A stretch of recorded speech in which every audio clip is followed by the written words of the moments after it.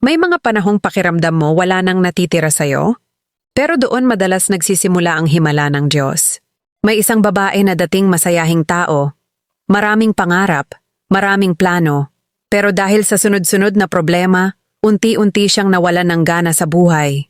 Nasaktan siya ng mga taong pinagkatiwalaan niya. Nawala ang trabahong inaasahan niya. At dumating sa punto na kahit paggising sa umaga, parang wala na siyang dahilan. Habang nakatingin siya sa salamin isang gabi, napabulong siya, Lord, kaya pa bang mabuhay ulit ang puso kong sobrang pagod na? Ang kinabukasan na may nabasa siyang verse, I will make breath enter you, and you will come to life. Ezekiel 37:5. Parang direktang nangusap ang Diyos sa kanya. Narealize niya na kahit pakiramdam niya wasak na siya, hindi pa tapos ang Diyos sa buhay niya. Dahil ang Diyos marunong bumuhay ng mga bagay na akala natin patay na. Mga pangarap na nawala, pag-asang naubos, pusong napagod kakalaban. Unti-unting siyang bumangon. Hindi mabilis, hindi madali. Pero araw-araw pinipili niyang magtiwala na may bagong buhay na inihahanda ang Diyos para sa kanya.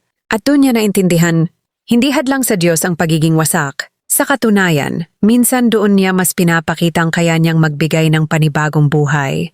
Kung pakiramdam mo ngayon ubos ka na, ito ang paalala sa'yo.